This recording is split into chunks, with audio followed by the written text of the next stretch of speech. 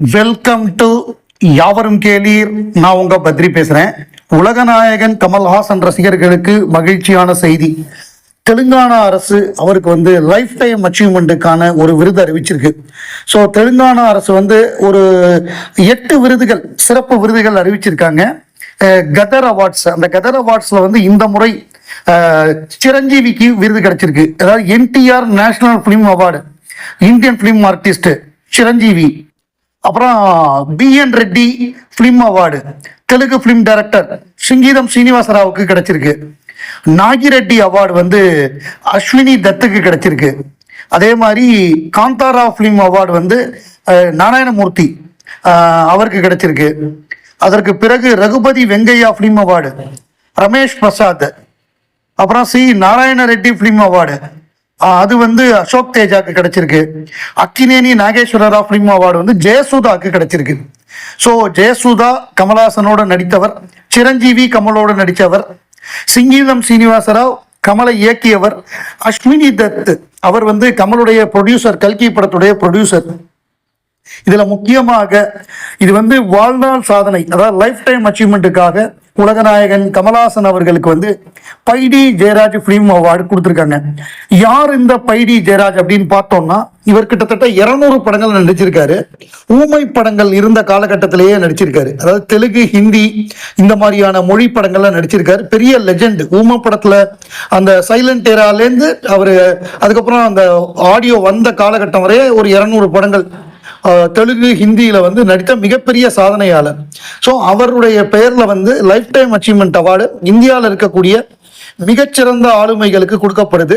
So அப்படி உலகநாயகன் கமல்ஹாசன் அவர்களுக்கு பைடி Jayaraj film award கொடுத்துருக்காங்க. அப்படிங்கிறது உள்ளபடியே நமக்கெல்லாம் மிகுந்த மகிழ்ச்சி. ஏன்னா அவருடைய லைஃப் டைம் அச்சீவ்மெண்ட்டாக அவருக்கு எப்படி சத்யஜித் ரேக்கு ஆஸ்கார் கொடுத்தாங்களோ அந்த மாதிரி லைஃப் டைம் அச்சீவ்மெண்ட்டுக்காக உலகநாயகன் கமல்ஹாசன் அவர்களுக்கு ஆஸ்கார் விருது கிடைக்கும் அப்படின்னு நம்ம எதிர்பார்க்கிறோம். ஏன்னா இவ்வளவு நாள் யாருமே சினிமாக்கு கான்ட்ரிபியூட் பண்ணது கிடையாது. கண்டினியூஸா 65-66 வருடங்களாக, இன்னும் நிறைய வருஷங்கள் இருக்கு. ஸோ அவருக்கு நிச்சயமா ஆஸ்காரும் கிடைக்கும்னு எதிர்பார்க்கிறோம். கௌரவ ஆஸ்கார். இன்னைக்கு உலக மகளிர் தினம், மார்ச் 8. அதே நேரத்தில் women's cricket team, Indian women's cricket டீமுடைய captain, world cup winning captain Harmanpreet Kaur அவர்களுடைய பிறந்த நாள். அவர்களுக்கு நம்முடைய பிறந்தநாள் வாழ்த்துக்கள். இந்த மகளிர் தினத்தை முன்னிட்டு மக்கள் நீதி மையம் தலைவர் நம்மவர் கமல்ஹாசன் அவர்கள் ஒரு அறிக்கையை விட்டிருக்காரு. அதுல என்ன சொல்லியிருக்காருன்னா, சமத்துவ உலகை உருவாக்குவோம். பெண்களுக்கு சம வாய்ப்புகளையும் சம அதிகாரத்தையும் பகிர்ந்தளிக்கையில் ஒட்டுமொத்த சமுதாயமும் வெற்றி பெறுகிறது. மகளிர் தங்கள் உரிமைகளுக்காக போராட வேண்டியிராத சமத்துவ உலகத்தை உருவாக்குவோம். ஒவ்வொரு பெண்ணும் தனக்கான சிறகுகளை பெறுவதை உறுதி செய்வோம். பகிர்வோம், உயர்வோம். அந்த பகிர்வோம், உயர்வோம் தான் இந்த வருடத்துக்கான அந்த theme of the women's day. அந்த தீமை தான் அவர் சொல்லியிருக்காரு, பகிர்வோம் உயர்வோம் அப்படிங்கிறத ரொம்ப அழகா அதை குறிப்பிட்டிருக்காரு. அதே நேரத்தில் ட்ரம்ப்புக்கு ஒரு கடிதம் எழுதியிருக்காரு. இது என்ன மாதிரி கடிதம் அப்படின்னா, இந்தியா எங்க ஆயில் வாங்கணும் அப்படிங்கிறதெல்லாம் கண்டிஷன் போடுற லெவல்ல இருக்கு அமெரிக்கா. ஸோ அது நீங்க எங்களுக்கு கண்டிஷன் போட தேவையில்லை. நாங்க ஒரு தனி நாடு, எங்களுக்கு என்ன பண்ணணுங்கிறத நாங்க முடிவு பண்ணிப்போம். நீங்க எங்களுடைய இறையாண்மையில தலையிட வேண்டாம். இந்தியர்களாகிய நாங்கள் சுதந்திரமான இறையாண்மை கொண்ட நாட்டை சேர்ந்தவர்கள். தொலைதூரத்தில் இருக்கும் வெளிநாடுகளிலிருந்து நாங்கள் உத்தரவுகளை பெறுவதில்லை. உங்கள் சொந்த விவகாரங்களை சிறப்பாக செய்வதில் கவனம் செலுத்துங்கள். உங்கள் நாட்டுக்கும் அதன் மக்களுக்கும் அமைதியும் செழிப்பும் கிடைக்க வாழ்த்துகிறோம் அப்படின்னு சொல்லி டொனால்டு ட்ரம்ப்புக்கு ஒரு கடிதம் போட்டிருக்காரு. நேத்திக்கு சாப்பிட போகும்போது அந்த கடை ஓனர் கேட்டார் என்கிட்ட. என்ன கேட்டார்னா, என்ன சார், எதுக்கு சார் அமெரிக்காட்ட பர்மிஷன் எதுக்கு சார் வாங்கணும் அப்படின்னு கேட்டாரு. நம்ம ஆயில் வாங்குறதுக்கு எதுக்கு, ரஷ்யாவில் ஆயில் வாங்குறதுக்கு எதுக்கு சார் இவங்கள்ட்ட போய் பர்மிஷன் வாங்கணும்? அப்போ ஒரு சாதாரண ஆட்களோட மைண்ட்ல அது இருக்கு. அவர் கேட்டார், இந்த மாதிரி இவங்க பண்றாங்க, இது தப்பு, நம்மளோட சுதந்திரத்துல அவங்க தலையிடுறாங்க, இவங்க இப்பதான் வெனிசூலா பிடிச்சாங்க, அடுத்து இஸ்ரேல்ல போய் வார் பண்றாங்க, என்ன சார் இது அப்படிங்கிற மாதிரி கேட்டார்.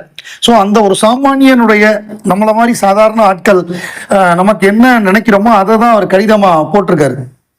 ஸோ இதை வந்து நம்ம மக்கள் நீதி மையத்தைச் சேர்ந்த அமெரிக்கா வாழ் ஒரு நிர்வாகி அவர் வந்து அழகா இதை போட்டிருந்தார். அக்னி கீச்சொன்று கண்டேன் அப்படின்னு. நம்ம பாரதியுடைய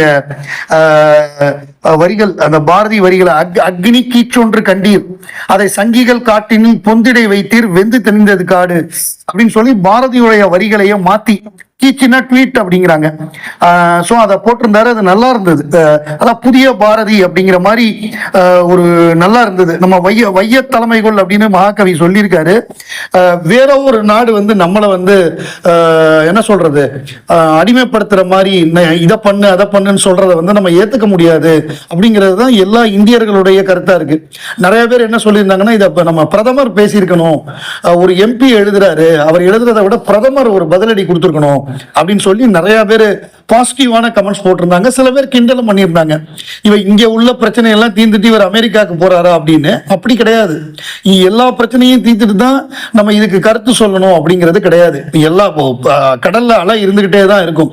அதனால இது வந்து நியாயமான கருத்து. நம்ம நாட்டுக்கு வந்து ஒரு நல்ல கருத்தா தான் அவர் சொல்லியிருக்காரு. T20 வேர்ல்டு கப் உடைய இறுதி போட்டி இன்னைக்கு வந்து இந்தியா வெர்சஸ் நியூசிலாந்து இன்று மாலை அகமதாபாத்தில் இருக்கக்கூடிய நரேந்திர மோடி ஸ்டேடியத்தில் நடக்க போகுது. ஸோ இந்த முறை புதிய ரெக்கார்டுகள் உருவாகும் அப்படிங்கிற மாதிரி எதிர்பார்ப்பு இருக்கு. ஏன்னா இதுவரை எந்த டீமுமே 3 தடவை வேர்ல்டு கப் வாங்கினதில்லை. இந்தியா வந்து 2 தடவை வாங்கியிருக்கோம், வெஸ்ட் இண்டீஸ் 2 தடவை வாங்கியிருக்காங்க, இங்கிலாந்து 2 தடவை வாங்கியிருக்காங்க. யாருமே 3 தடவை ஜெயிச்சதில்லை.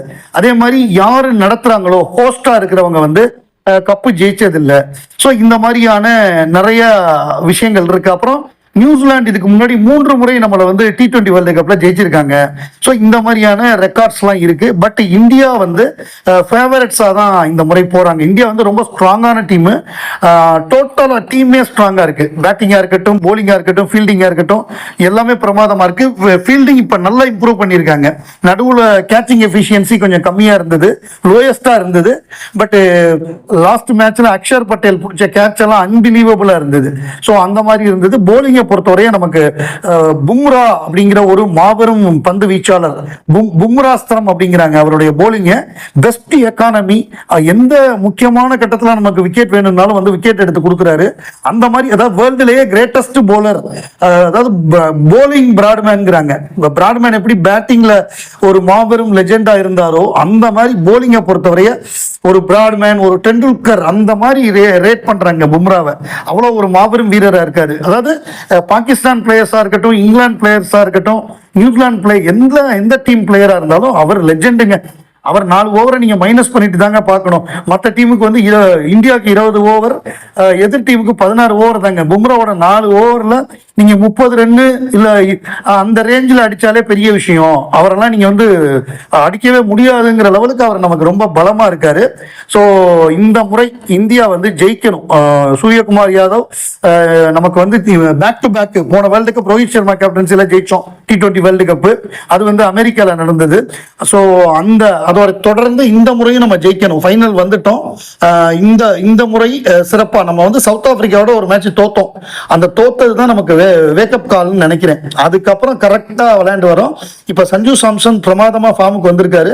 அபிஷேக் சர்மா மிகப்பெரிய டிசாஸ்டரா இருக்காரு. இந்த முறை அவர் நல்லா விளையாடணும், அவர் நல்லா ஸ்டார்ட் கொடுக்கணும். அதே மாதிரி நம்முடைய வருண் சக்கரவர்த்தி தமிழக வீரர், அவரோட போலிங்கை வந்து அடிக்க ஆரம்பிச்சிட்டாங்க. மிஸ்ட்ரி போலர், அவரோட மிஸ்ட்ரியை கண்டுபிடிச்சிட்டாங்க போல் இருக்கு. அவர் வந்து கொஞ்சம் நல்லா போடணும். அப்படி இல்லைன்னா அவரை வெளியில எடுத்துட்டு குல்தீப் யாதவ கொண்டு வரலாம். ஆனா பட் இவங்க வின்னிங் காம்பினேஷனை மாற்ற மாட்டாங்க.